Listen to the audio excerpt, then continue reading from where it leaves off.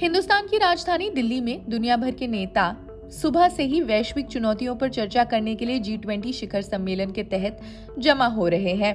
G20 की अध्यक्षता कर रहे हमारे देश के लिए ये 2 दिन ऐतिहासिक माने जा रहे हैं। भारत के इतिहास और विकास की राह में ऐसे कई बहुपक्षीय सम्मेलनों, आयोजनों और शिखर सम्मेलनों की मेजबानी दर्ज है। पहली बार संयुक्त राष्ट्र सुरक्षा परिषद के सभी स्थायी सदस्य एक ही समय में नई दिल्ली में जमा है। हालांकि चीन के राष्ट्रपति शी जिनपिंग और रूस के राष्ट्रपति व्लादिमीर पुतिन ने शिखर सम्मेलन में भाग लेने से मना किया। भारत के लिए क्या है 5 महत्वपूर्ण बातें?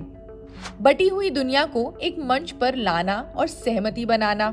G20 शिखर सम्मेलन का एक खास मकसद उन देशों को एक मंच पर लाना है जिन्हें विकासशील देश कहा जाता है, यानी कि डेवलपिंग नेशंस। ऐसे में चुनौती अलग अलग मुद्दों को लेकर रही खींचतान से जुड़ी भी है।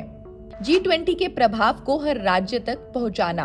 भारत ने G20 की अध्यक्षता करते हुए राज्य तक इस शिखर सम्मेलन के परिचय को पहुंचाने की कोशिश की, जबकि ऐसा पहले किसी देश में नहीं किया गया। इंडोनेशिया ने लगभग 25 बैठकें आयोजित करके यही अप्रोच तय की थी, लेकिन भारत की 50 से ज्यादा स्थानों पर 200 से ज्यादा बैठकों ने आकार और पैमाने में एक नया खाका तैयार किया है।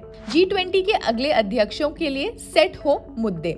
इस शिखर सम्मेलन के दौरान अध्यक्षता करते हुए भारत विभिन्न मुद्दों पर चर्चा का पैमाना सेट कर रहा है। इसमें डिजिटल मुद्दे, जेंडर से जुड़े मुद्दे, डेवलपमेंट, बहुपक्षीय सुधार, जलवायु परिवर्तन, स्वास्थ्य और भविष्य की महामारी और टेक्नोलॉजी से जुड़े मुद्दों पर चर्चा संभव है। अविकसित दुनिया के नेतृत्व में एक भूमिका। भारत ने G20 की अध्यक्षता के दौरान विकासशील और अविकसित दुनिया का नेतृत्व करने का बीड़ा उठाया है। कोविड-19 महामारी और रूस यूक्रेन युद्ध से लगे आर्थिक झटकों ने ईंधन की कीमतों में संकट पैदा कर दिया है। इससे कई देश बुरी तरह प्रभावित भी हुए। भारत की ये कोशिश है कि ऐसे देशों और खासकर अफ्रीका को लेकर बेहतर फैसले हों। चीन एक बड़ी चुनौती। भारत के लिए सबसे बड़ी मुश्किल चीन ने खड़ी की है। सीमा पर चल रहे गतिरोध को लेकर चीन के साथ भारत के तनावपूर्ण संबंध और शिखर सम्मेलन में चीनी राष्ट्रपति शी गैर मौजूदगी एक मुश्किल का संकेत दे सकती है। हालांकि दोनों देश सीमा विवाद के बावजूद संयुक्त राष्ट्र ब्रिक्स, शंघाई सहयोग संगठन ACO, जलवायु परिवर्तन सम्मेलन COP और यहाँ तक कि G20 में भी साथ दिखाई दिए। लेकिन फिलहाल सब कुछ ठीक नहीं दिखाई दे रहा।